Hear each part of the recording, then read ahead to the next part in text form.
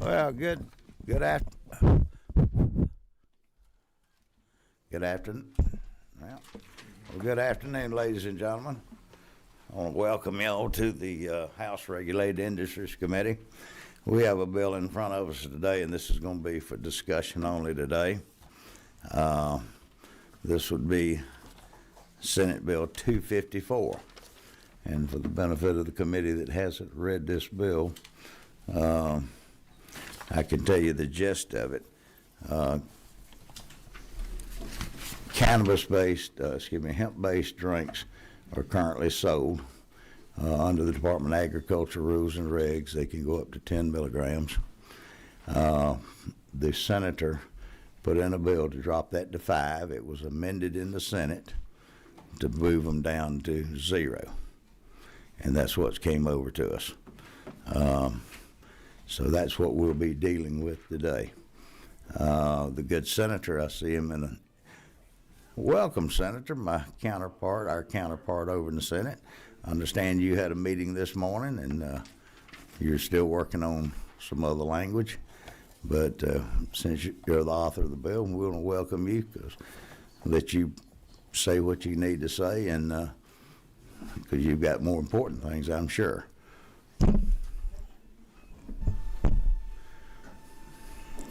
I appreciate you giving me the opportunity to be here, Mr. Chairman, and I thought I'd just sort of rehash what you just said there.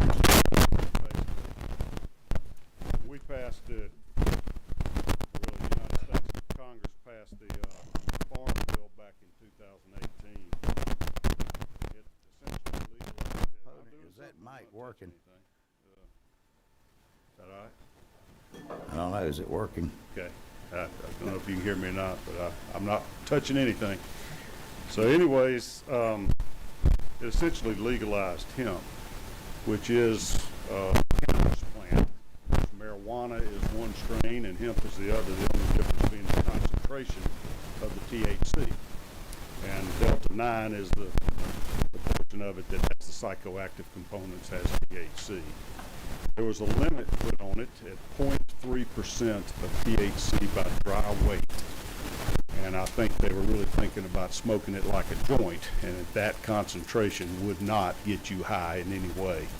There was talk about all the uses of the product that included rope and blue jeans and other things, but as it evolved, the only thing it's being grown for is to extract that THC from it in a concentrated form.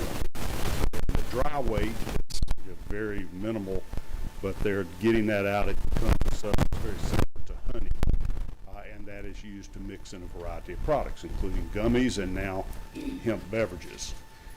Different states are imposing different limitations because the federal limit is just it can't be more than 0.3% dry weight. And they will literally take a can and they will boil it to evaporate it down to like a rosin or powder and find out is it 0.3% or more. But if you dilute it from that concentration into a 12-ounce can, you will have over 1,000 milligrams of THC, enough to get pretty much everybody in this room high. So different states have been imposing more restrictions than just this 0.3%.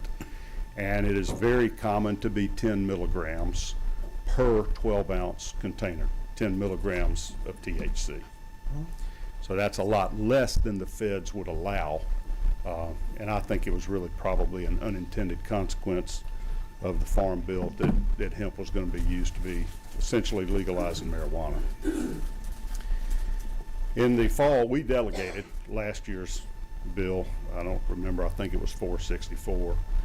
That sort of set up the regulatory powers in the ag department here in Georgia. Tyler Harper has regulatory control of the distribution of hemp products. And he came out with rules and regulations in the fall, and the original regulations said hemp beverages would be permitted. It would be 5 milligrams per can, 12-ounce can, and no larger portions than 12-ounce cans. He also limited gummies to 10 milligrams per gummy, no more than 150 milligrams per package. So you could have up to 15 of them. Now some of the concerns are what happens if you use those and eat more than 1 or 2 or something, what might happen. he took public input, and the industry came back and said, nah, you're restricting us too much. We would like to sell larger portions, we would like to sell more, and so he put out new rules and regulations in January that allowed you to go up to 10 milligrams per 12-ounce beverage, and it allowed you to have up to basically 300 milligrams in a package of gummies, still 10 per unit.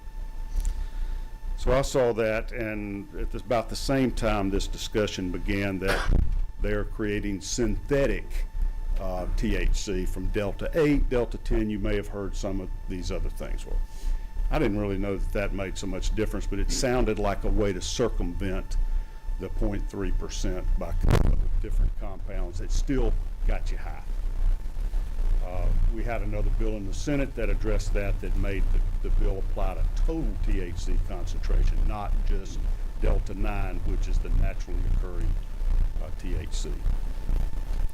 So my bill, I got to thinking that this is getting ahead of us a little bit. We don't really know all ramifications or consequences, and we're having a new industry that's about to burgeoning industry where people are wanting to sell these products, and I'm not so sure that was the intent when we went back and passed the Farm Bill. So all my bill did was roll it back to the original 5 milligram 12 ounces, and it limited to 150 milligrams per package of gummies at 10 milligrams each.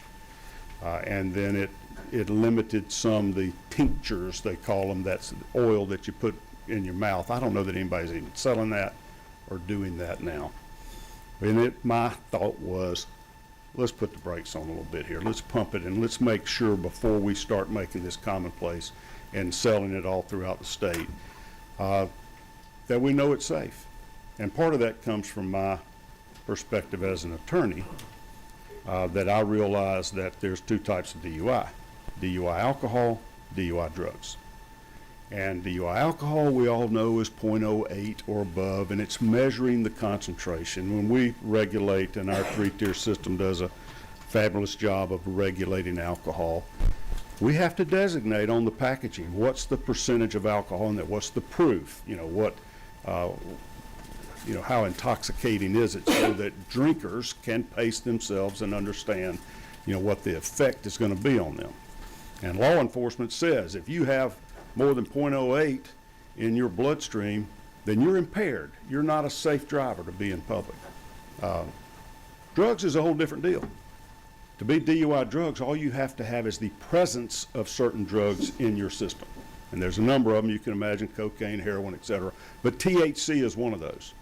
So if you have any amount of THC in your blood and you're driving a vehicle, you are DUI drugs. So I got to thinking, heck, these people, you can go get you a 6-pack of beer, and you can kind of gauge, you can drink 2 or 3, supposedly 0.02 per beer, or drink, or glass of wine, and you can know when to cut it off before you drive. With these beverages, I got worrying that people wouldn't realize if you drink one of them, you're going to be DUI if you get stopped and tested. And also worry about drug tests in the workplace.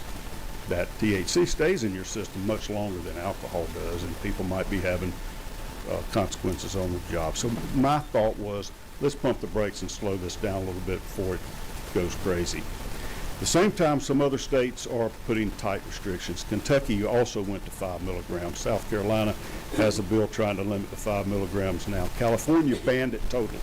Of all places, California, 0 THC in beverages. Most every state says no mixing of THC and alcohol either in a beverage. Texas is now the governor of Texas, or lieutenant governor, says that's their #1 priority this session, is to ban THC beverages. So you can see pushback as they're becoming more common. I had some samples delivered to me to show different products, and there's a wide variety. And in Georgia, there's a company in Beaufort that's making them at 5 milligrams. We also have Scofflaw Brewery here that makes, I don't know if they make 5, I know they make 10, they make 25 milligrams. I've got in my office some samples that are as big as 750 milliliters, and it says it's got 60 or more milligrams of THC in it. We had some information presented to us in committee that shows that basically a 5 milligram portion of THC is equal to 2 beers, the impact on you, or 2 glasses of wine or 2 shots of liquor. These 10 milligrams would be like drinking 4 beers. And of course they go up from there. That's what was described to us. So I present the bill on the floor, and it limits, as I told you, the portions, the number of gummies you could get, and it limited at 5 milligrams, and we got amended on the floor. And we had the amendment carried that prohibited THC beverages altogether. Now, it puts us more like Texas and California. Let's just slam the brakes on till we figure out what we're doing, because you're kind of saying to your public, these are okay, these are safe, if we're allowing the wide distribution of it. I thought initially that they were trying to kill the bill. I voted against that amendment because I'm like, y'all didn't tell me about it. You got to remember that the Senate floor operation is a whole lot different than the House. We don't have structured rule and all that kind of stuff. It's a wild, wild west, unless we engross a bill, and those are generally just ethics type bills or tax bills. So this bill came out.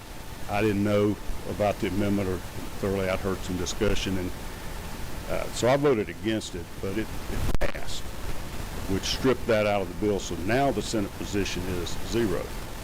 So after the amendment passed, the bill comes up, and it passed 42-14. So I think that's a pretty strong indicator of the sentiment of the Senate, is that we are very hesitant or cautious about the safety and the sensibility of widely distributing these beverages. And that's where my story ends. And Mr. Chairman, your story begins with the whatever substitute and whatever the pleasure of the House is going to be on this. And I'm, of course, always... Let me open this up to Clay. I know you've got other things that you are probably pressed to get to. Any of the committee members have any questions for the author of the bill? Representative Williams. Thank you, Mr. Chairman. Senator Calster, just a quick question. You've got a lot of experience in these DUI cases. How does law enforcement test for THC? Test. So it would have to be, so it's no on the road? Yeah. They have to take them into a lab or somewhere to draw blood? They take them to the hospital and draw their blood, and what, usually they smell weed, and so they want to do that, or else there's no alcohol in the car, and they pass what they call an alpha sensor, a field screening test that shows no alcohol, but they're acting impaired, and so they'll ask to do that. The craziest story I had recently, and that's a small percentage of my practice, but I had a woman that's even older than me that called up and had a DUI. She had rolled into a car in an exit from a drive-through at a Wendy's. She didn't remember the collision. Wakes up in the Oconee County Jail. They said, you're DUI. They had done a blood test on her. She said, well, I ain't DUI. I had 1 glass of wine before I went to bed. I have trouble sleeping, so. And I'm like, well, great, this is going to be one of the easiest cases I ever defended. As soon as that blood test come back, we're going to prove she wasn't, that 1 glass of wine wouldn't get you more than about a 0.02 or 0.03. Well, lo and behold, the blood test came back positive THC. So now it's a DUI drug case. And I said, Ann, you didn't tell me you were smoking weed. You left that part out. She said, Bill, I ain't smoked weed since college. I wouldn't know where the hell to buy weed. I said, well, you got THC in your system. She said, it has to be those gummies. And she had bought some gummies that were legal to sell. THC, hemp, derived gummies. And I said, you better go get me a package of them and see then. And she bought them literally within a few hundred yards of my law firm. And they say on there, Delta 8, Delta 9, whatever. And I'm like, golly. I ended up, by the way, winning that case because I don't think that's why she was impaired. But it was an interesting situation. It brought it home to me that this is a concern. Thank All you. right, any other questions from the committee? Mr. Jackson. Thank you, Mr. Chairman. Senator, I'm just curious, what brings this bill? Why now? Because we never had hemp-derived THC until after 2018.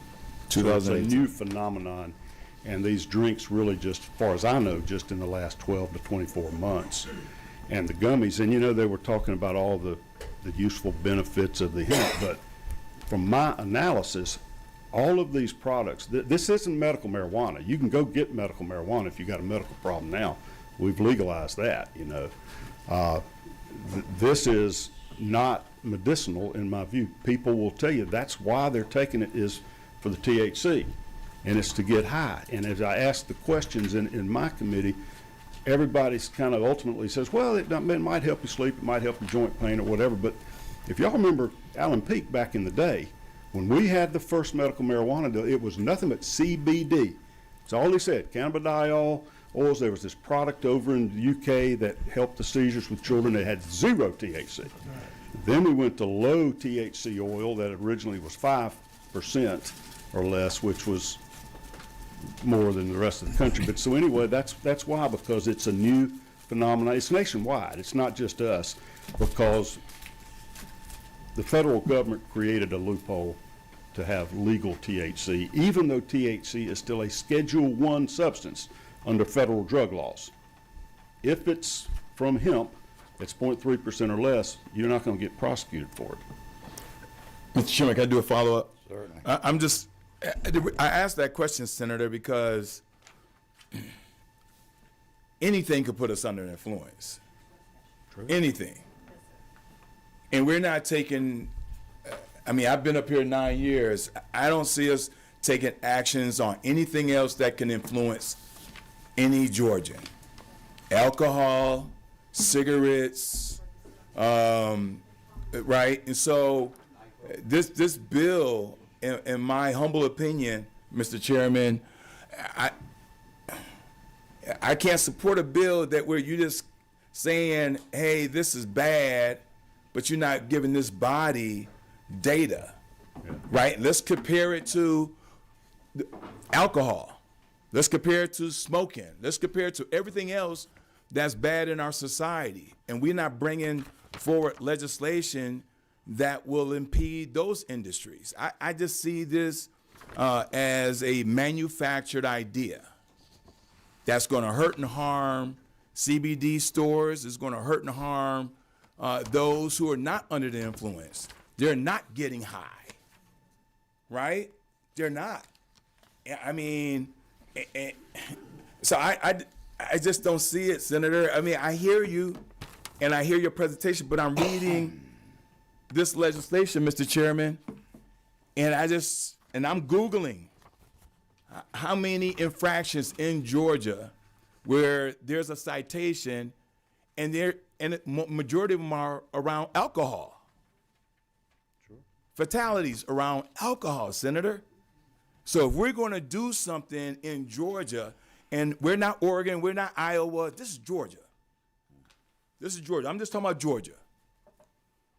And so you have said since 2018, so I'm going to Google, since 2018, how many infractions in Georgia, and compare that to all the other things that are in our society. And I just don't see the validity of Senate Bill 254. Okay. Well, you might realize that marijuana is illegal in Georgia. THC is illegal in Georgia. I have college kids in Athens that vape THC, and if they get caught with a THC vape, that is a felony crime to possess THC. If they've got a bag of pot, less than an ounce, that's a misdemeanor crime. Our state has determined that marijuana is illegal. Were we right? Were we wrong? There are a lot of states that have legalized it. We haven't. And it is a crime here to do it. It is a loophole to that crime. The exact same ingredient in marijuana, the Delta 9 THC, is a crime if you got marijuana and not a crime if you got a hemp product. And that's the loophole that this is closing. And you say about the intoxicating. That's why I'm going for this 5 milligrams. Let's find a level that is not intoxicating so that you're not getting stoned by drinking the beverages, unless you want to, and then drink you a 6-pack of them, you know.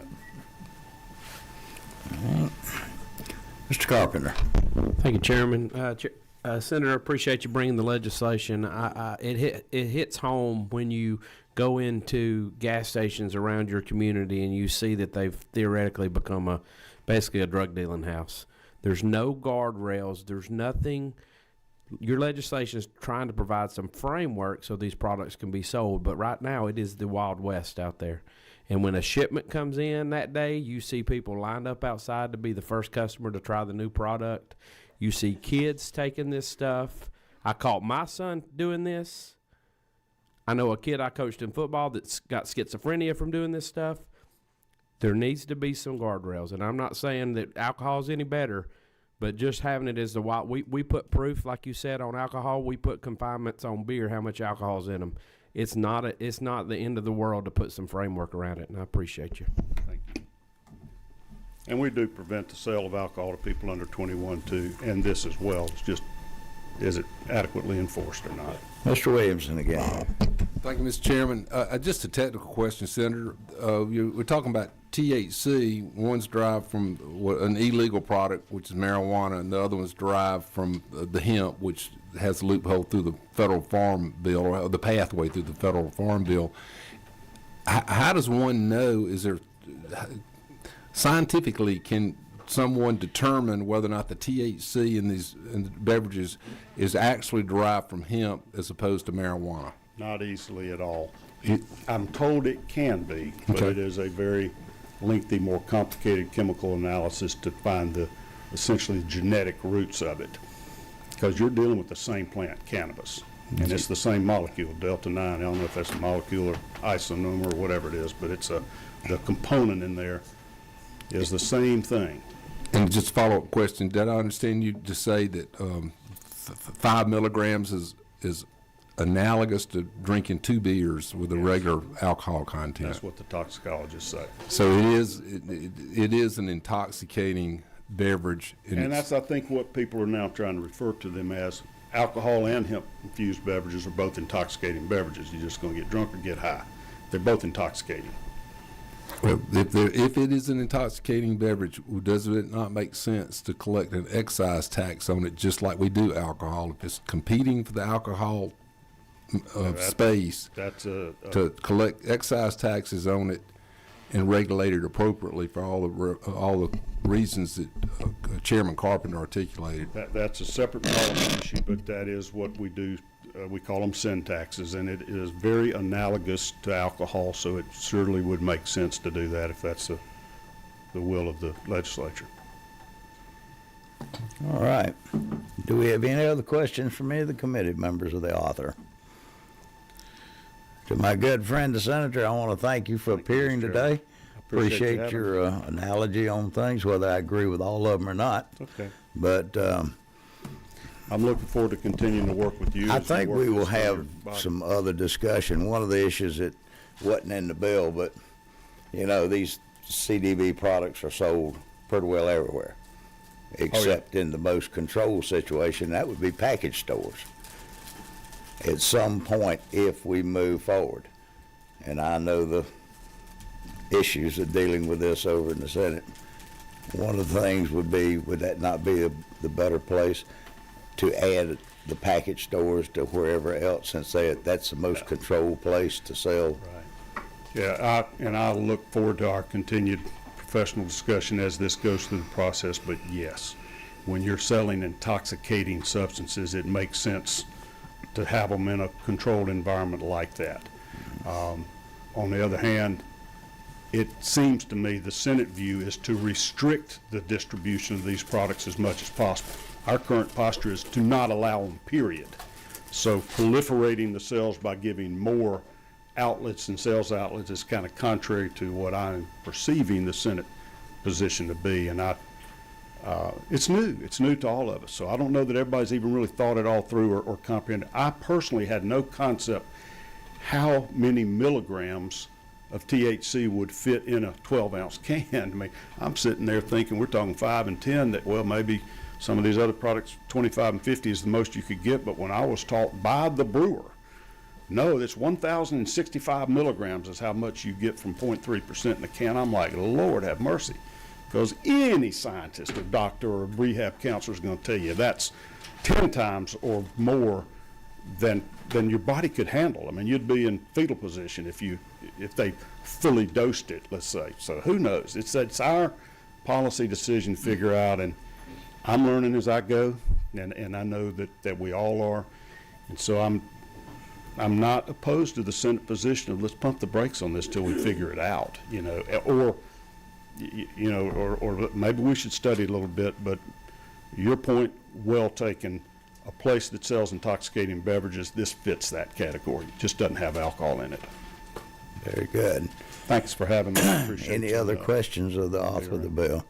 Senator, thank you for coming. Thank you, and we're Always let's good. continue Always talking. good to have you in this committee. Well, it's I'm rare just glad I hadn't had to appear likewise. in front of your committee this year. Well, I'm sure that's maybe a nice little breather. It is. But I just sent you a picture of us in a happy time. Amen. Thank you, Senator. All right. We're going to take just a momentary break. We have some technicians that are going to replace this microphone over here so we don't hear the scratchy noise.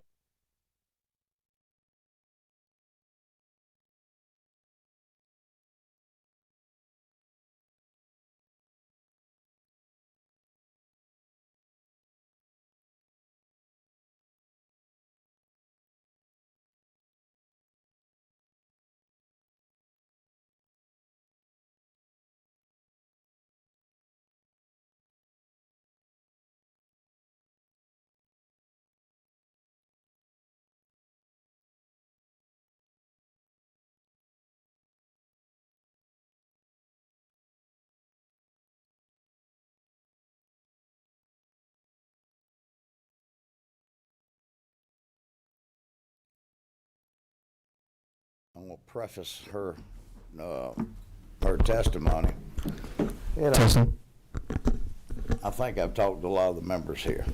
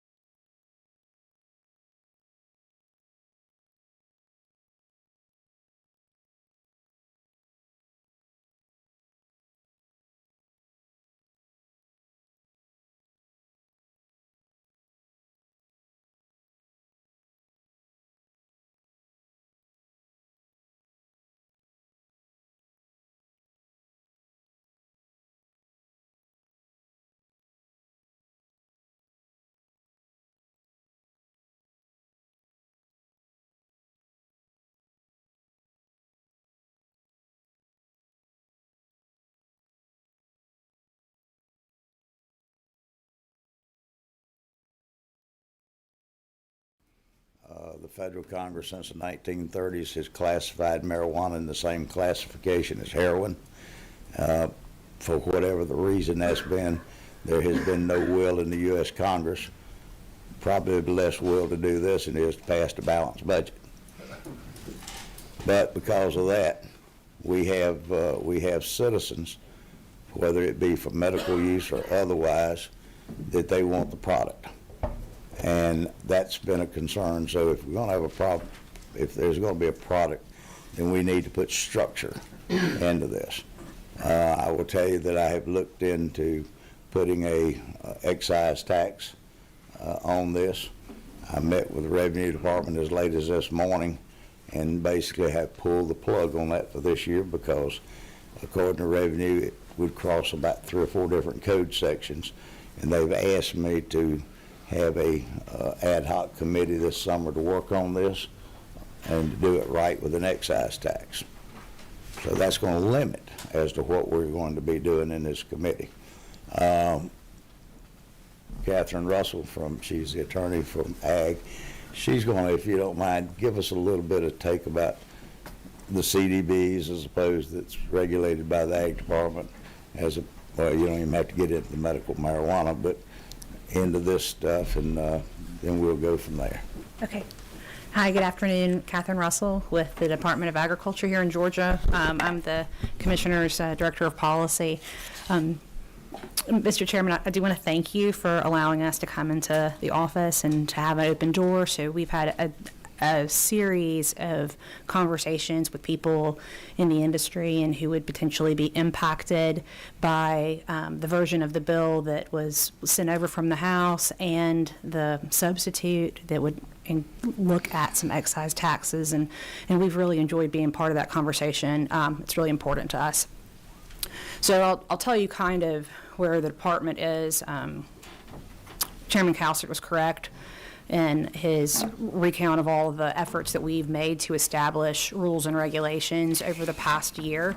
Right now, we've got about 90 pages of rules that have come out by the department that are in some ways onerous, right? A lot of the industry participants would tell you that. One of the things that we are really considering when we're looking at legislation this term is that market participants have just received the latest round of rules, which they knew that were coming, but they weren't established until the second week of January. And so everyone has been making efforts to conform with what we've established. They need the barriers that they need to take mind of, and all the different qualifications that they must have. And so the industry is really, it's new.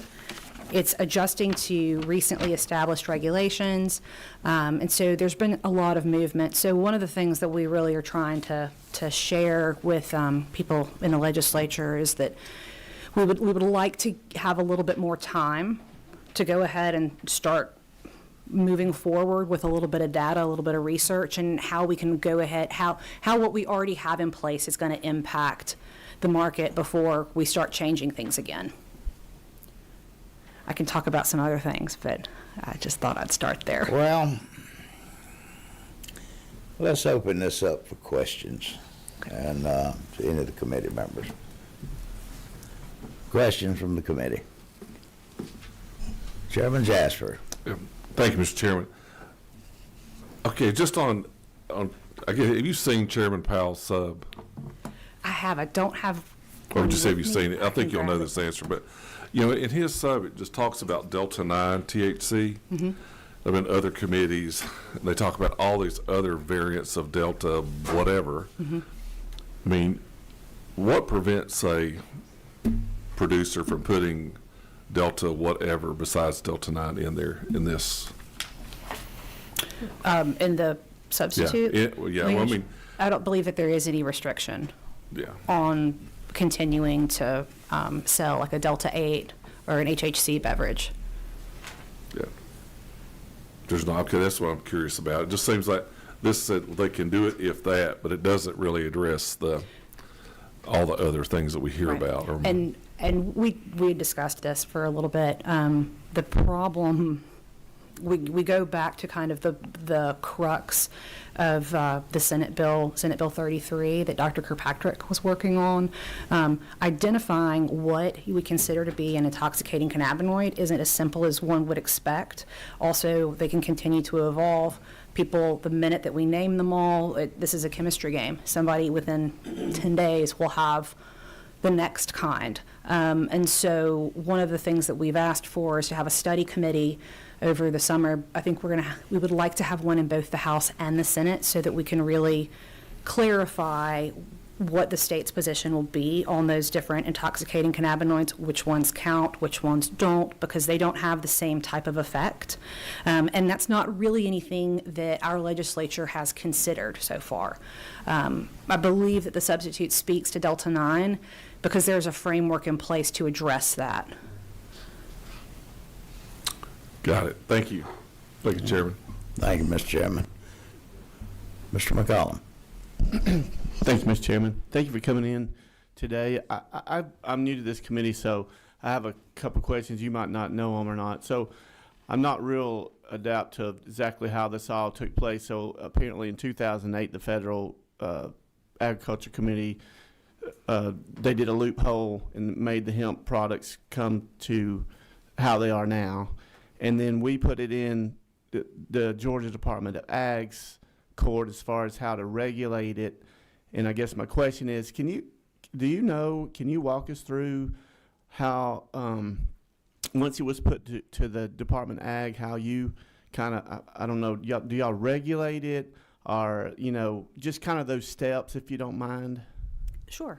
So the 2018 Farm Bill at the federal level made some changes and allowed for hemp, the definition of hemp, to be carved out of the definition for marijuana, so that anything that's below 0.3% Delta 9 THC on a dry weight basis is considered separate and apart. It's no longer a controlled substance. I believe that the intention there was to see industry expand in what you would expect for like industrial hemp. So think like hempcrete or like wood flooring and that type of thing.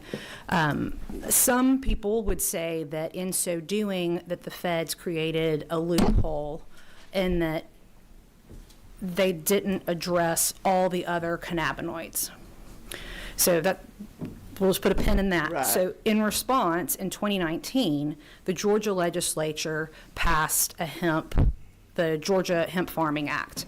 Now, if we did not pass our own, we would have to fall in line with whatever the USDA had already set out. So the state went ahead and took action there, and we adopted our own act, and then the Georgia Department of Agriculture also submitted our plan, our state plan.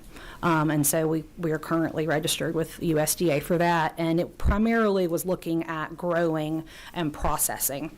What we found is that while the department was looking at growing and processing, there was this new industry that popped up. And so last year, after kind of watching what was happening in the hemp space, we asked that we take that authority a little bit further. So we do growers, processors, manufacturers, wholesalers, retailers, labs. And that was kind of what was expanded in 494. Kind of the crux, kind of the way that we really control what comes into the state is through the testing process. So any product that is sold here has to be tested in a lab that the Georgia Department of Agriculture recognizes. They have to have certain certifications, qualifications, and then, we'll do spot checks and we'll get to know them and all these things. So if a product is not tested at a state-verified lab, that's a problem. Within the testing that they're doing, they have to have a little QR code on whatever the product is, and it takes you to the testing results of that product. In our rules, some in code, but then in our rules we go a little bit further and we outline exactly what we're going to look for. So there's a pretty long list of cannabinoids.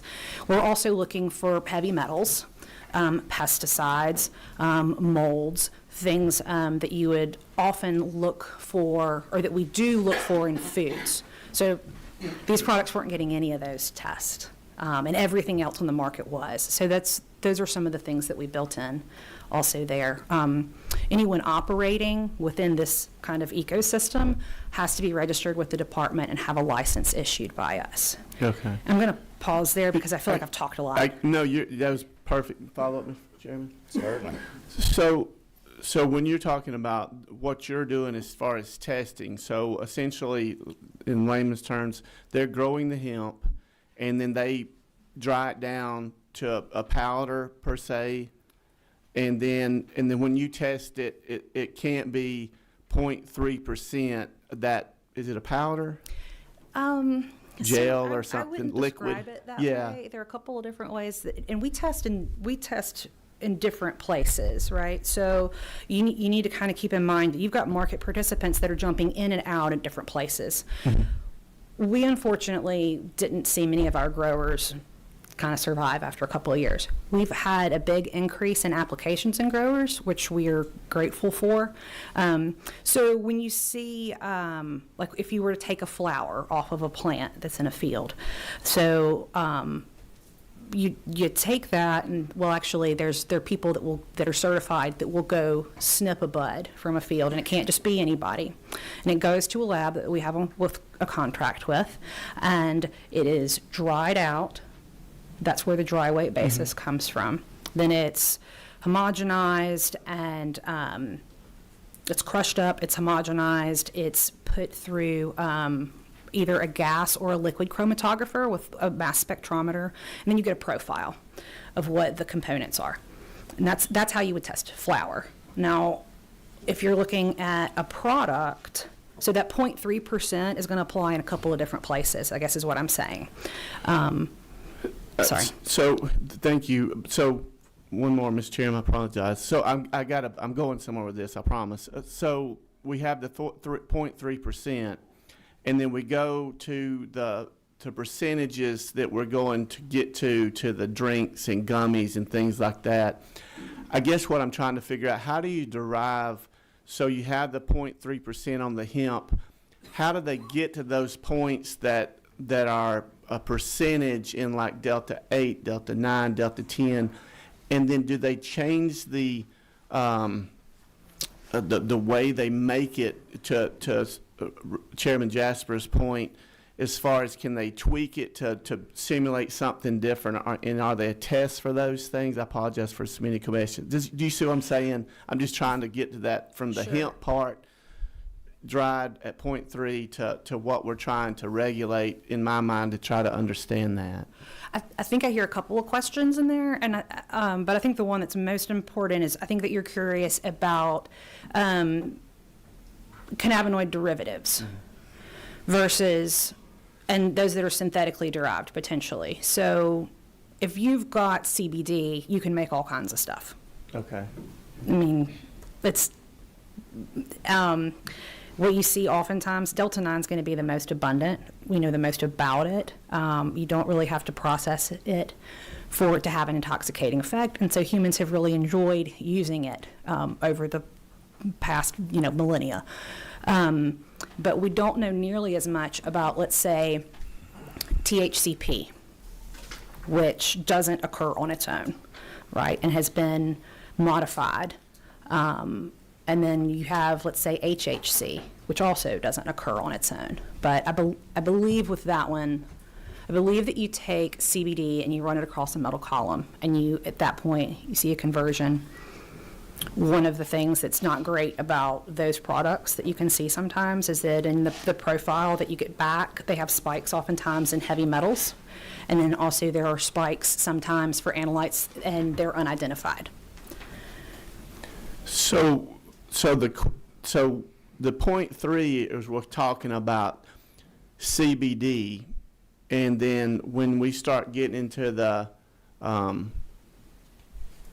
THC, it's kind of a different avenue. So you have a raw product of CBD that comes from hemp, and then you take that and you can use it for creams and things like that from the CBD, and then go to the THC. To get the THC, you have to do all these different things to it. Is that what I'm hearing? You don't have to. Okay. You don't have to. And the 0.3 only applies to Delta 9. And that comes from the definition that's established in the 2018 Farm Bill. Okay. And so that's kind of a definition and a measurement that's kind of pushed down that we can't just, strike it because we don't like it. Right. And then, so the 5 or 10 or for medical marijuana, we went to the 50. That was for oil, obviously, but that would have been different, though. I guess that was medical marijuana. So we're talking about or CBD and medical marijuana. So that's from two different plants, correct? Well, a couple of things there. I'm slow, so that's okay. Please bear with me. So with the marijuana, they're discussing percentages, and with a lot of the numbers that you hear here talking about hemp, it's milligrams total. And so they do come from the same plant. You actually can have a physical plant in the ground that can go from being hemp to cannabis back to, or I call it marijuana because cannabis is the umbrella term for the plant itself. But yeah, you can, just like you can have a dwarf azalea and a regular size azalea, right? I think that's a good comparison. That's what you can do with the cannabis plant. Okay, so you manipulate it to be whatever thing you need it to be, just like you do corn or Or whatever. you can I mean, harvest it early. Like if Right. you don't want it to get hot, you can just stop it from growing. you make rope out of it. I do not. Some people do. No, I'm not you. But yeah. Okay. All right. Thank you, Mr. Chairman. Thank you Thank for your. you. Of course. All right, Mr. Williamson. Thank you, Mr. Chairman. Thank you, Ms. Russell. It's obvious that Department of Agriculture being our number one, you're safeguarding the number one industry in Georgia, and that our food quality and products, y'all do a great job at that. And it seems like you've got your handle around how you're testing for quality and making sure these products fall within your regulatory guidelines. My question is, so of our 50 states, this is a state control product, correct? I mean, It is we're- controlled in by the Georgia. state in part. Mhm. All right. So our producers that are producing this legal product right now, can they sell across state lines? Or Well, the converse to question- that, can I think other, the- can other sell- producers sell into what? Georgia? I think what you get around to is sell what, right? Well, 'Cause- let's say the THC infused drinks. the Okay, so Delta that's 9 different than drinks. like distillate, which would be really hot. Okay. So there's nothing preventing anyone from manufacturing in this state and selling out of state. Okay. I'm just curious, Sure. again, innocent question. Based just on their wondering. state laws. Right. So, and do we see any inbound product coming into the state of Georgia? Significant. Now, we can't monitor all of that. We don't have a structure where we can completely capture all of the numbers.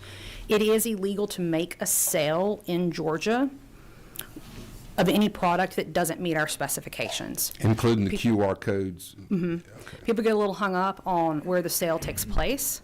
If you're selling to a Georgian, the sale takes place here. So anyone that's selling into our state needs to be registered with us as a retailer at a minimum. Okay. And just final, because obviously this is going to have a degree of the law enforcement powers that the Department of Agriculture has is going to have to be ready to enforce whatever laws are on the books now and may be forthcoming. Are you adequately staffed and prepared to fulfill the law enforcement function of regulating this? Well, we would love some more money. Okay. That would be very helpful. That's not this committee's role. We do have a number of post-certified officers who are focused on this and doing a great job. One of the things that they are doing is they're reaching out to the law enforcement community. They've actually been teaching classes. I understand that there is a annual like recertification requirement, and I understand that they're trying to get some hemp training into that. So they're calling them force multipliers, where we reach out to other groups that will be visiting a lot of the same locations and have a lot of the same interest that we do. Okay, well, do that, and you can answer my questions, but thank you. Okay. Let's see. Yes, Representative Jackson. Thank you, Mr. Chairman. Thank you, Ms. Russell.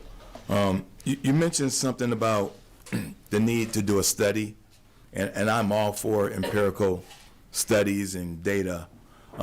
Speaking of which, are you familiar with the Substance Abuse and Mental Health Services Administration in Georgia? I'm not very familiar with them. Okay. And I appreciate that. In 2021, and I only selected 2021 because the senator mentioned 2018. And so I went on here, and my question is in terms around alcohol. And again, for the audience, I'm not trying to come after the alcohol. Continue to drink your alcohol beverages, but I just want to make a common sense approach here.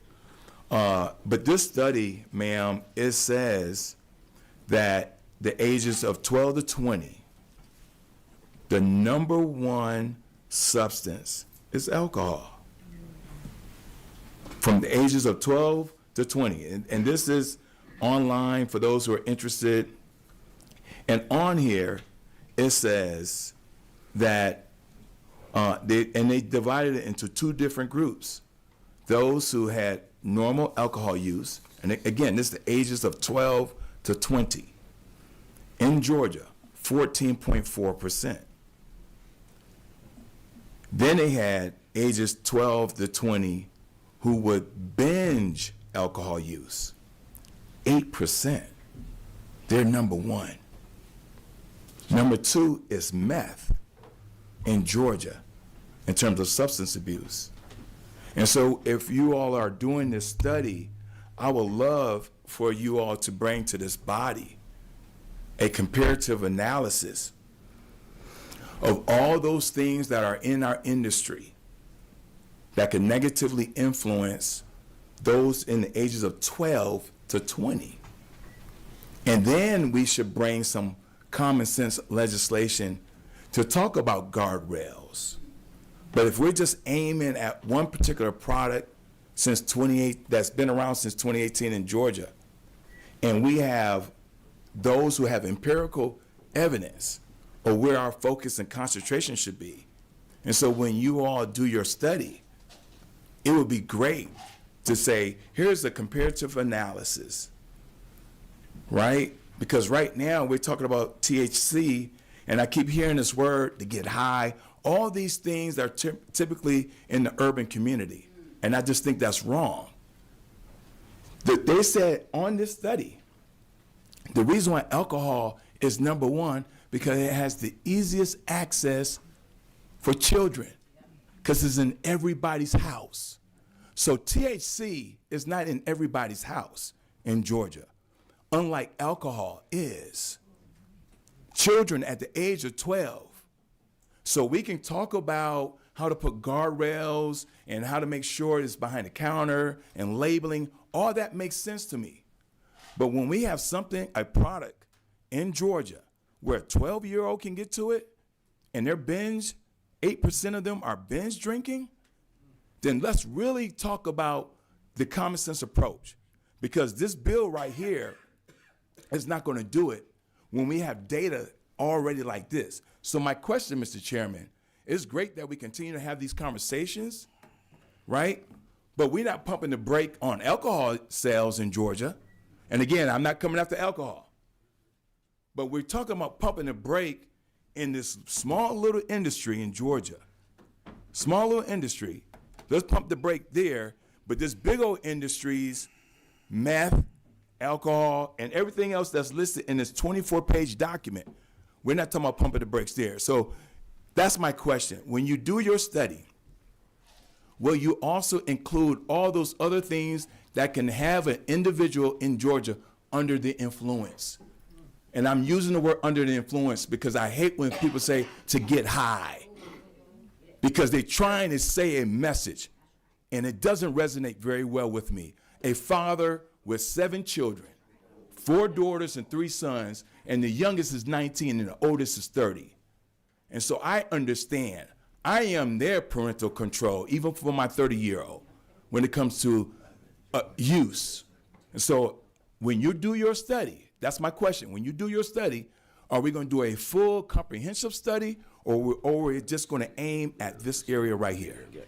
So the studies that I was mentioning earlier are, there's a House and a Senate resolution for committees in both of those chambers to do a study, and I will be more than happy to convey that request to the chairman of those committees, but I don't actually have a role there.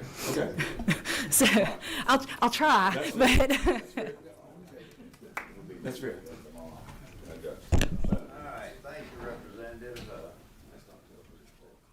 Thank you, Representative. Let's see, Ms. Bennett.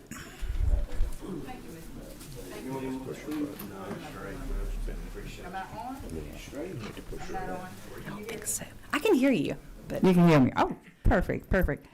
Thank you for all of your explanation. I still need a 101 in this.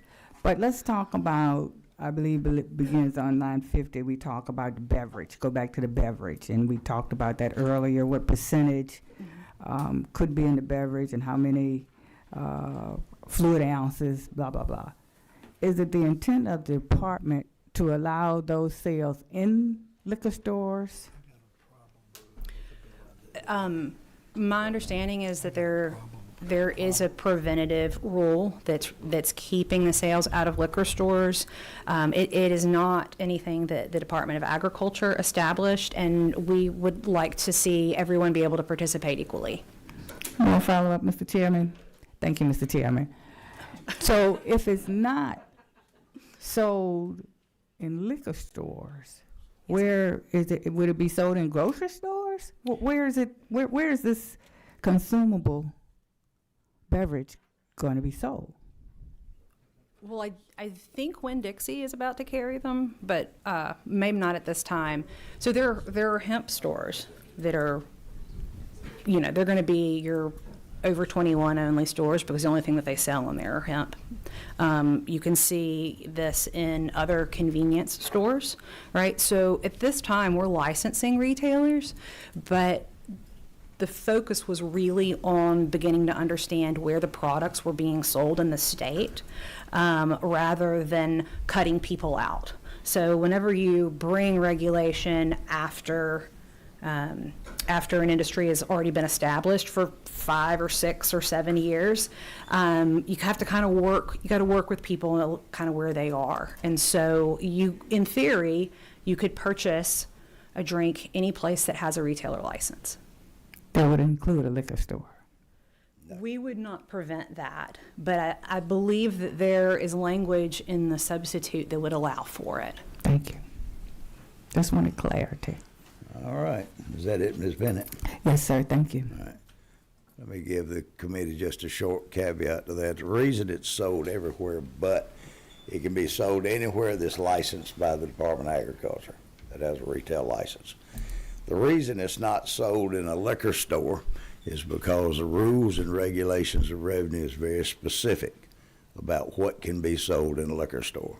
You can sell soft drinks, you can sell anything that mixes with liquor. But it is not permitted. This is one thing is not permitted because we've got to change the regulations on that. All right. Mr. McCollum. Thank you, Mr. Chairman. I just wanted to make sure, so you're here for the Department of Agriculture, y'all just do what the legislator says to do, correct? You don't have anything to do with the legislation that we're looking at now. I mean, obviously, you just regulate what we already have in place, correct? Well, we definitely follow the law.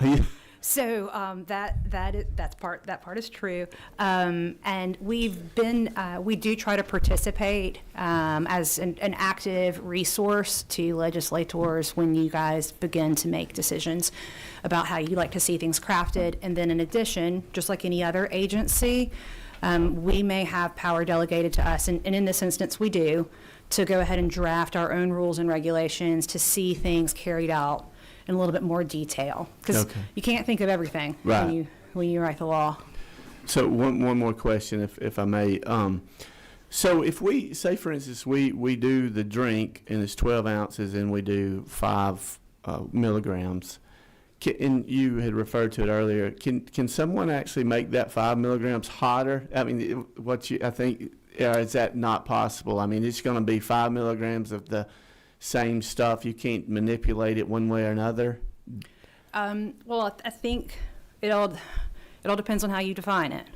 So you could have a drink that's 5 milligrams of Delta 9 and 10 milligrams of HHC. That's going to be stronger than something that's just 5 milligrams of Delta 9. Okay, that was my question. Is no matter what we do, you can change. Potentially, unless you fix the loopholes, you can potentially make it different. I think that we're dealing with an industry of entrepreneurs who are very creative thinkers, and we've seen people have new novel responses to some of the regulations that have been established. Okay, thank you. All right.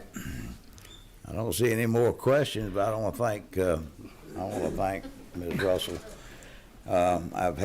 She's had about 2 weeks of working with me in the office, and I'll be quite honest, it's been more than enlightening, and I can certainly understand the issues from the committee. And I want to give you for instance, that we started out trying to figure out how to put a excise tax on this. And we started out by trying to define. Well, we couldn't. I finally realized after a period of time, we can't define the number of hemp-based products that go into these drinks because they're infinite. And for the committee members that have been around long enough to know that we do a couple of drug bills every year about illegal drugs and about this and that, because by the time the governor has signed one bill, it's kind of obsolete because of the entrepreneurs that Ms. Russell talked about. Because in this product, in these products, and all you got to do is somebody that's smart enough to do it, they can go in and they can change the molecules in something, and they've got another product out there. So it's kind of infinite.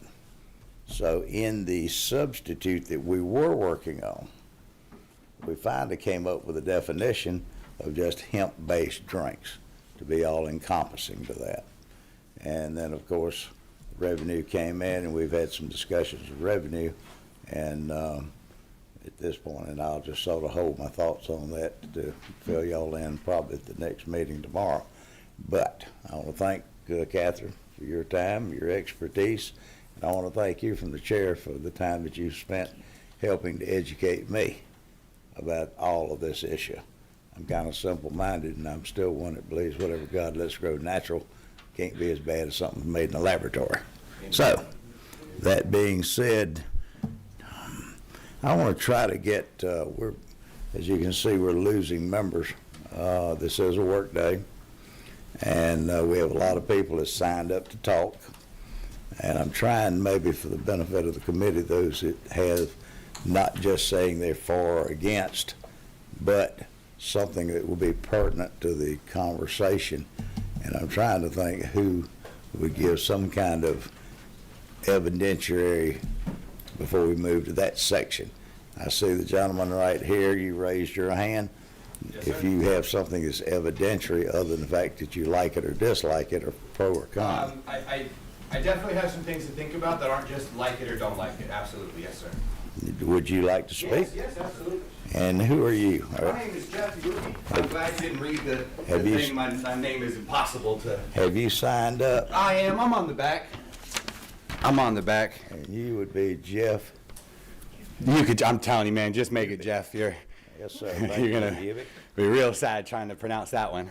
Yes, sir. Go right ahead. Now that you said that, I'm just going to make sure that I do a couple of things, to say a couple of things. I feel like as I've sat in here, I was also in 33 for the meeting for that, and as I've sat in here, it seems like there is a large need for a study committee just to gain some understanding on what these products are, how they work, whatever it is. I feel like it would be a great thing. Myself personally, I don't drink. And so I've heard a lot of people say things like a 10 milligram drink is equal to however many beers. And I think that maybe we all just kind of forgot about tolerances. Like I make jokes with my buddies on the golf course about like, I remember my first beer when they hit a bat. Well, like that first beer was way strong compared to some others, you know? And so if anyone has like, oh, I'm going to go to Vegas and try out something, if it's not something we got used to, not only is it going to be stronger than we have used to feeling, but it's also going to be a feeling we're not used to feeling as well. Whereas something else is just a little more comfortable, a little more familiar. And so I don't know if that, like if I had one or two beers, I'd go to space. I haven't drank it in some years. So it's a very difficult description for me to get behind, you know? Beyond that, the law for the 10 milligrams per drink just happened. It just happened. I mean, it went into effect a few months ago. I feel like the idea behind that was to put some stops in place and see if that works and see what kind of data that we get from it, and maybe we can improve upon that. And I just don't feel like we've had any time to get any data from the 494 that just passed. And I mean, I don't know what the deal is for everyone in here, but myself, we have 5 locations, so switching around all of the labels and products to make sure it was compliant was a hefty expense, not to mention losing a third of our business due to the flower ban being, so all that happened kind of simultaneously, and this just is another random attack that works against the thing that we were just doing. I just changed all of our labeling to have it be this, and now it would switch again. It would be very difficult. Beyond that, I put this away. There's one thing that I kept hearing today a lot from people. It seems like we have removed agency from people to make decisions. Like, because this product exists, now people have to drink and drive. Or, you know, and like we give people the trust to not gummy and drive or drink and drive or whatever based on the laws that exist, based on their care of personal property and not wanting to cause harm to others. Going to jail, these are all the stopgaps that existed. And frankly, it's a drink, man. Like, if I feel like I'm having too much of whatever, I'm having too many beers, I can stop drinking it. And that's the cool thing about having a drink, is that we feel it as it's happening, right? It's not like a gummy where you take it and then just all of a sudden in a few hours you feel whatever you feel. A drink is a slow progression. I could just stop drinking it if it was too much, or if I felt a feeling that I didn't enjoy.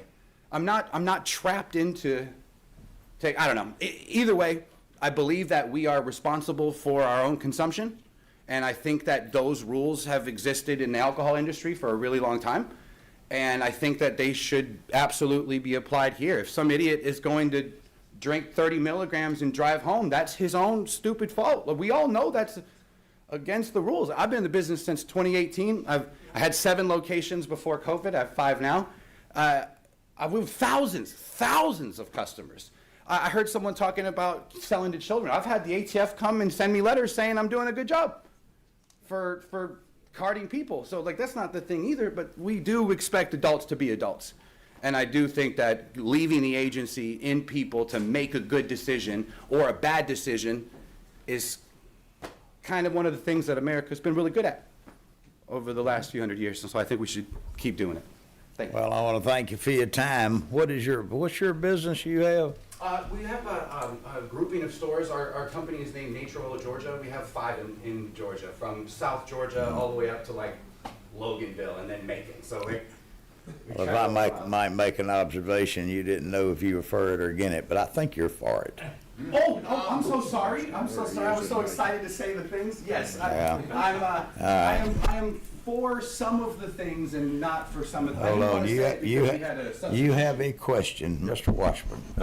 Thank you. I was just curious. I represent part of Macon. Where is your store in Macon? I am right next to the Hobby Lobby on Riverside Drive. Okay. I'm literally next door to Jersey Mike's across from the mall. I understand. No, right where you are. Yeah, we've been there since 2020. Drop in and see your store. Please, we would love to have you. Any local law enforcement. We did that study committee. I asked if I could be a part of or how can I be a part of the study committee for 33. I would love to be a part of. Thank whatever you. you got. Very good. And Chairman Washburn may stop in to try a sample. All right. That'd be great. All right. I want to call right now. Is revenue still in here?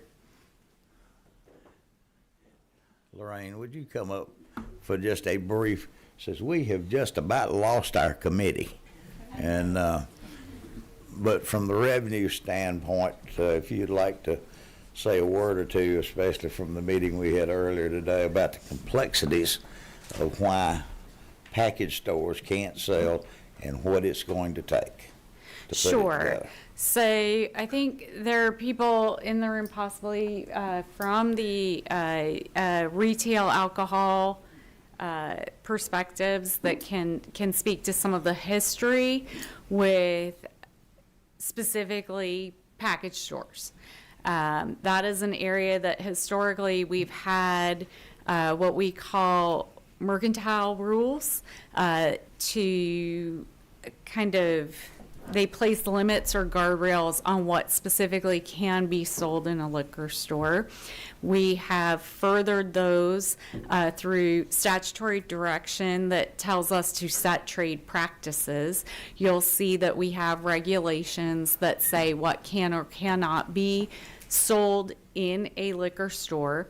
And when we speak about beverages, our limitations run along the lines of beverages in liquor stores that are not alcoholic beverages are there with an eye toward things used to dilute alcohol.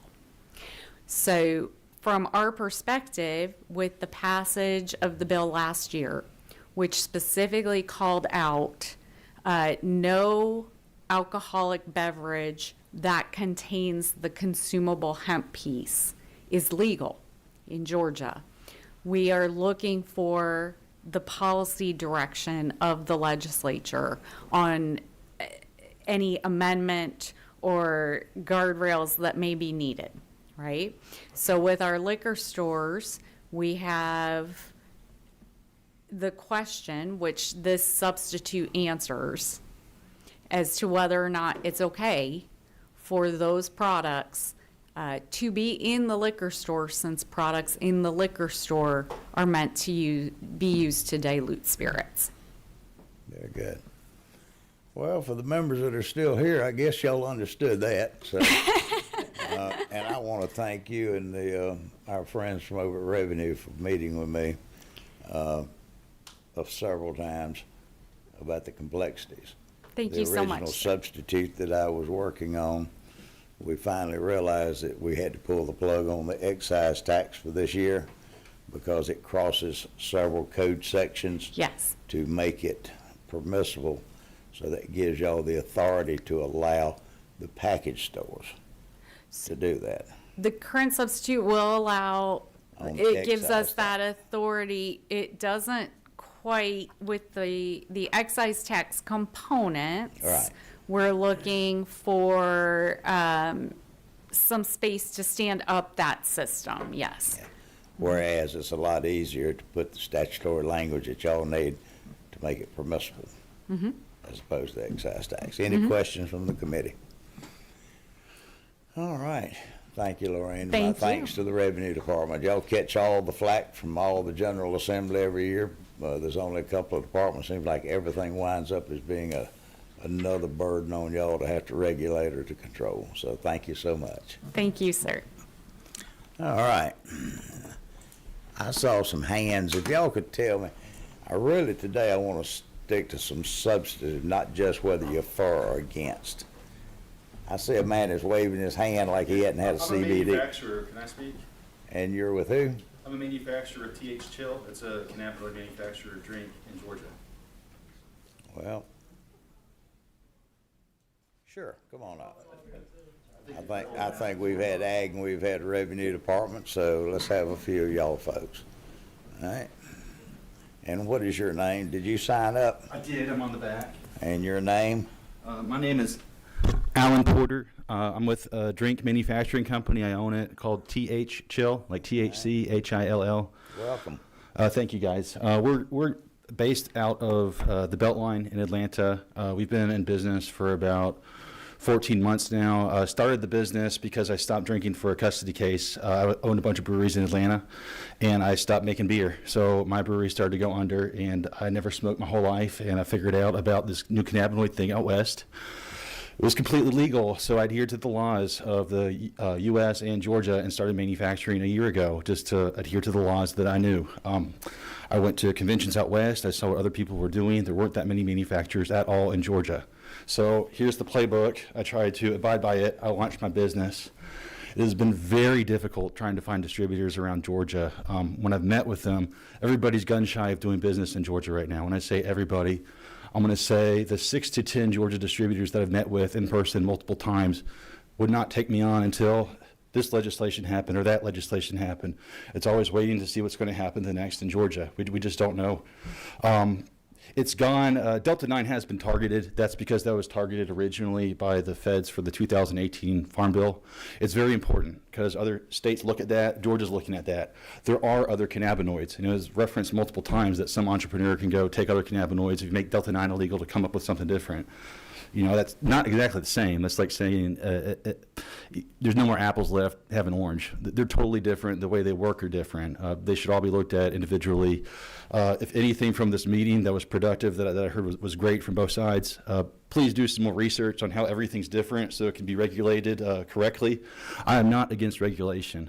Like the previous speaker said, two in front of me, this industry's been around for a long time. We regulate alcohol, saying, okay, well, you can't buy pure alcohol. It has to be, I think, Everclear is the next one. There are some regulations along there. But saying, you know, Delta 8 is the same as Delta 9, it's totally different. I'm a chemist from Duke, and hearing people say, spreading misinformation without without any kind of truth behind it becomes fact. And I'd love to answer some questions in the future or now that anybody has about different types of cannabinoids. But if it does get outlawed in Georgia, unfortunately, I have two options. I would shut down my manufacturing here and move to Florida.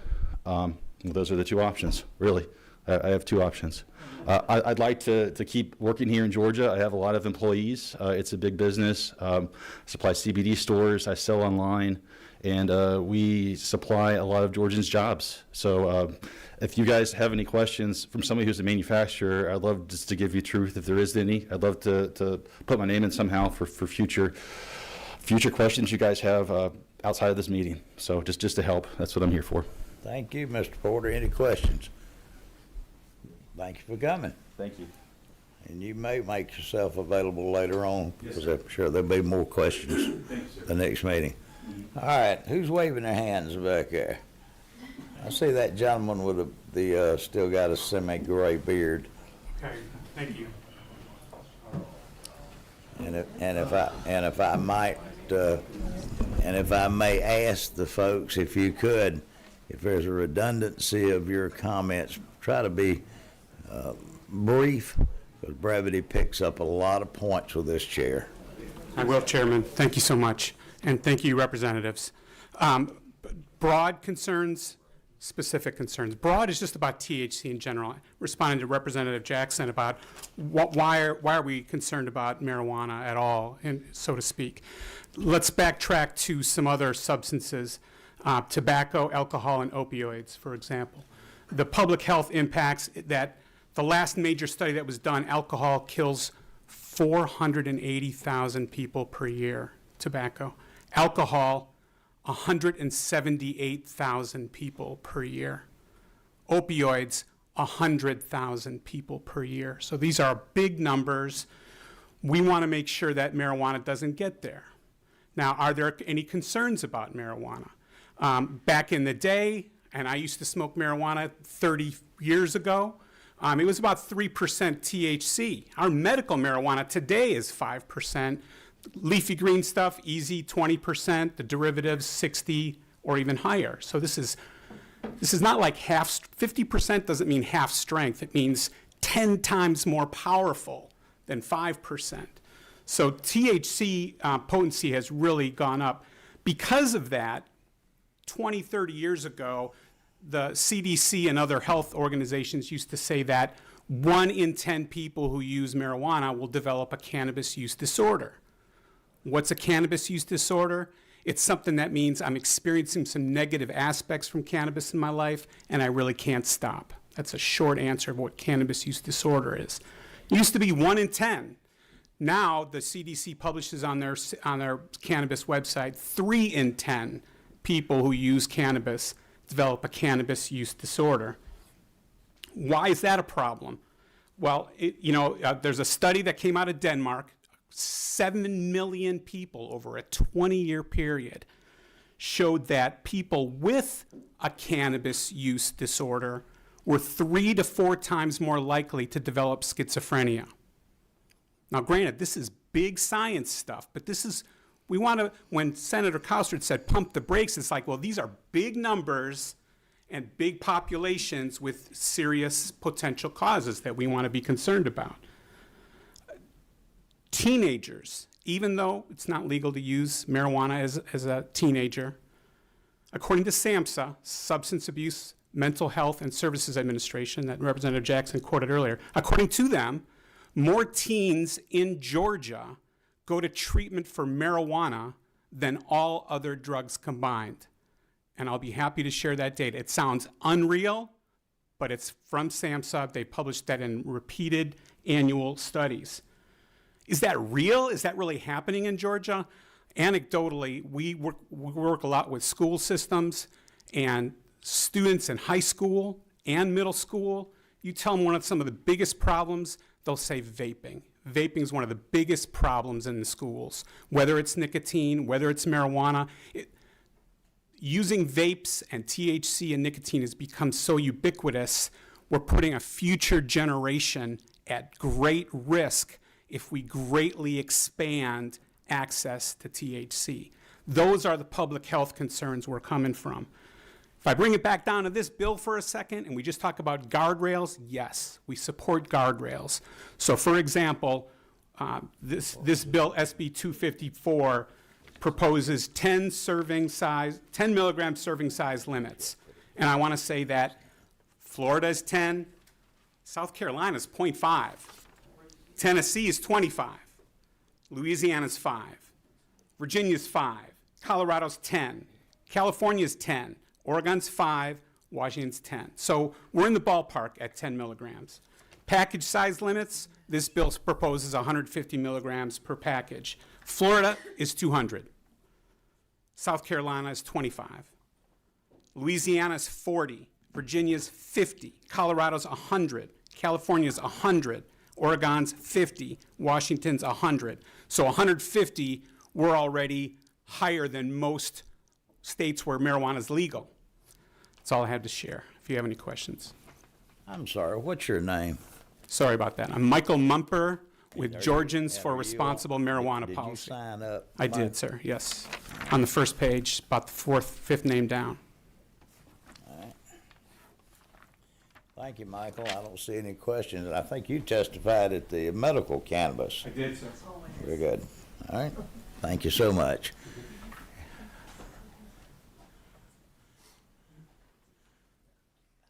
Hold on.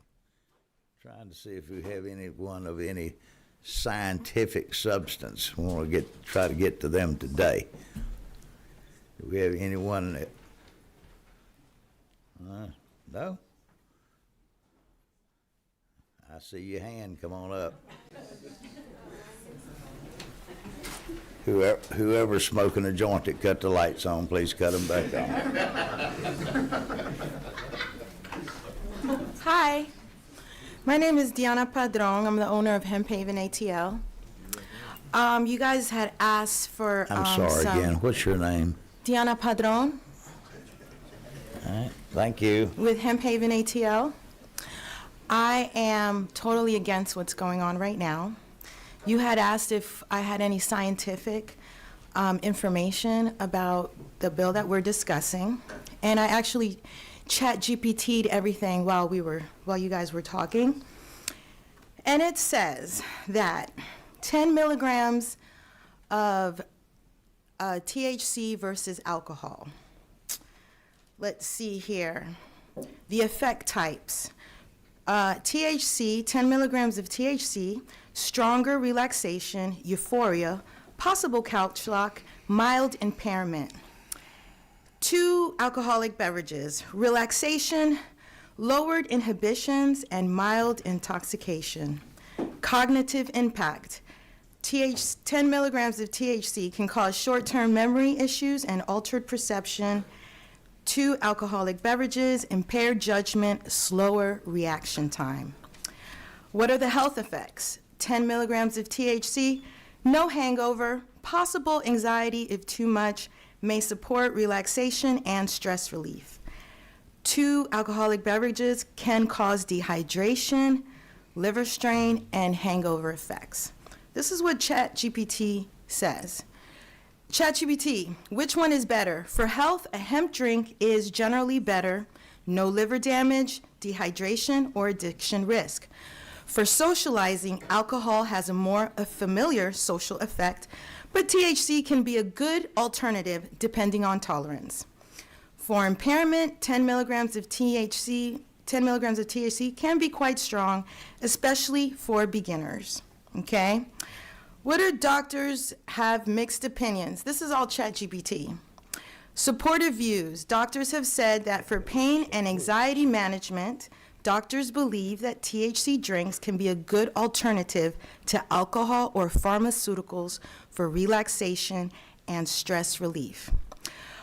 Doctors also have a supportive view saying that it is safer than alcohol. Unlike alcohol, THC doesn't damage the liver or cause dehydration, which some medical professionals see as positive. THC is also a better sleep aid. So therefore, all of this is on ChatGPT, and it's all saying that THC is a more positive gives more positive effects than alcohol. So when it comes, I have 4 children, had been in my business for 7 years. I have people, a lot of older people are coming to my store asking for pain relief. They're tired of taking the medications because the medications are killing their liver and damaging their kidneys. And so when they come, they're looking for a more natural alternative to taking these pharmaceuticals. I also get a lot of older men and women that come to the store because they've been drinking for 20 years and they've started to develop a problem. And so now they need something to help them relax, but they don't want to go towards alcohol. So they're coming to the store looking for the alternative, which is a hemp drink. No one can come into the store unless they're 21 and over. Once they come into the store, we card them. So inside the store, we do have a regulated area. And before you buy any of the drinks, we card you as well. So I definitely support hemp drinks in our industry. I feel like if you have to be 21 and over to buy alcohol, you should be 21 and over to get your hemp drinks. We're all adults. We all know what we like and what we need. Most important thing is I do agree with making sure that we have the warning labels, making sure that we have more education in our school systems to teach our children about the dangers of consuming cannabinoid products before they have become adults. I've never had a problem in my household. My children know that hemp products are bad for them. I always tell them, if you try these products, you will go to the hospital. I've never had a problem with that. Thank you very much. And any questions? I do have a question. Mr. Mitchell. Actually, Mr. Chair.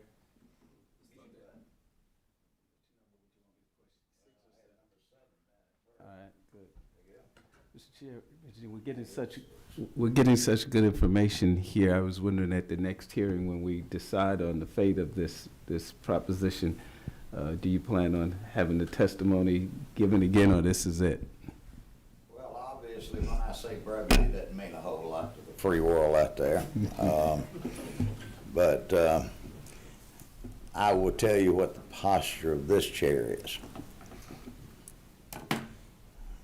We have worked up a substitute, and we have scrapped it. We worked up another substitute, and we've scrapped it because of the issues about excise tax. We'll be working on it during the summer. This chair is not very much about banning a substance, especially something that I consider that God lets grow natural, quite frankly. We have businesses in Georgia because of the hypocrisy of the U.S. Congress. People asked a while ago, I think there was a question asked a while ago about transporting, the manufacturers transporting across state lines. Of course, it's illegal. Federal law says it is, but they don't even, I think the federal government has probably issued an executive order not to enforce any of their prohibitions on marijuana-based, or in this case, CD-based substances.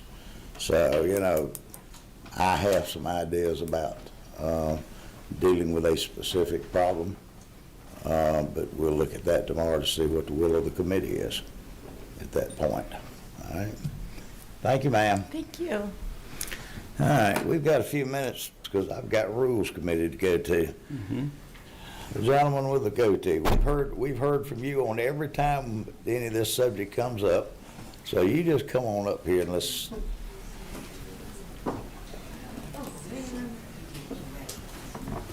And your name is? To the folks that seem to be leaving, I think we've got a committee scheduled for tomorrow. What time? Yeah, what time? For those of y'all that are leaving that we may not get to testify today, we'll be meeting again tomorrow. And I'm looking to see what time that is. 3 o'clock. 3 o'clock? I don't know. Or you can call the office, but you know, we're getting close to running out of time, but we will continue this tomorrow. Yes, sir, and your name is? I'm Dr. Greg Raduca. I'm with Georgians for Responsible Marijuana Policy. I'm the vice president of the board, so I'm a volunteer. I've been in the substance abuse treatment and prevention field for the last 50 years. And so in that time, this seems to be one of the most important topics to be dealt with. I think that when Director Powell was testifying, she made some incredibly important points. One, I think, too, is the Joint Study Committee, or I'm sorry, the House Study Committee is a great idea because this issue is complex. And the Agriculture Department made a great start with Senate Bill 494, but there is a lot more territory to cover, as you've remarked already today. One of those things is, as you mentioned, there are really an innumerable number of products. One of those products are vape products that we haven't really talked about, and I believe the Agriculture Committee is looking at possibly expanding their rules on minimum weights and volumes to include vapes. A member of our advisory council at GRMP, as we call it for short, recommended some vape maximums and minimums, which I hope might appear in the rules in future editions. He's saying that to be safe, and for the record, I would rather not have vapes at all, but I know that's the reality, that no more than 5 milligrams of THC per 1.5 milliliters of e-liquid, as it's called. That's the liquid that you vape. I haven't vaped, but 5 milligrams of THC per 1.5 milliliters of e-liquid per vape cartridge. And for those of you who, like me, may not know that a cartridge, or a cart, as it's often referred to, is a small pre-filled tank containing liquid. So I think that's a very important type of product that's not yet defined in the rules or in Senate Bill 254, which we do support. So regarding THC, there are actually over 80,000 peer-reviewed articles that have appeared in prior years. And as a treatment professional, I saw the effects of THC up front, very unfortunately, in teenagers. But some of the main effects are addiction, chemical dependency, substance dependence. Cannabis use disorder, unfortunately, is a very real thing. It's in the Diagnostic and Statistic Manual of the American Psychiatric Association, along with opioid use disorder and some of those others. Suicide. When people have long-term use of THC, it can help in the short term with anxiety and depression, physical pain, etc. But in the long run, it can cause many people to become more anxious, more depressed, and that's in a lot of the peer-reviewed research articles that we can be happy to provide to the committee. Traffic deaths, and Representative Jackson is quite right about the statistics, and this drives me nuts. In Georgia, it's very complicated to measure and then report somebody for a THC-related DUI, or DUID as it's called. And it would take another bill to resolve so much of what's involved in trying to measure and report somebody for a THC impairment. But in other states, they do have a per se law. It's not perfect, and no per se law is, but I think it's better than what we've got right now. In those states that do have per se laws, like Washington and Colorado, they're reporting, on the average, 1 traffic death due to THC impairment once every 3 to 4 days on their highways. And our population is a lot bigger than Colorado, but we don't know. We don't know how many people are dying due to THC impairment on Georgia's highways. And that's a shame. And our little agency just doesn't have enough bandwidth yet to get a bill in motion for that. But it's so needed. If anybody who's listening to me wants to work on that, please. Violence. It can lead to violence. Again, we've got the peer-reviewed literature to show that. And this is long-term use because PTSD, again, long-term, it can increase anxiety, it can increase depression, and it increase suicidal ideation, the desire to kill oneself. IQ, long-term studies have shown that when THC is used from adolescence to middle age, it can reduce IQ as much as 6 to 8 points. And 8 points is about, if the average IQ is 100, then we're starting to really get into a significant IQ decrease. So those are the, just one other thing is that, this so often can start in, chasing the pain, relief for pain, something like that, but it can turn into an addiction, and that's the problem with THC, is that you need more and more of it over time to feel just as good, and then after a while you need more of it just in order not to feel bad. So that's the problem. Very good. Any questions? All right, I see we're fixing to lose the last of the committee. All right. Thank you. Let's have a chat. All right. No questions.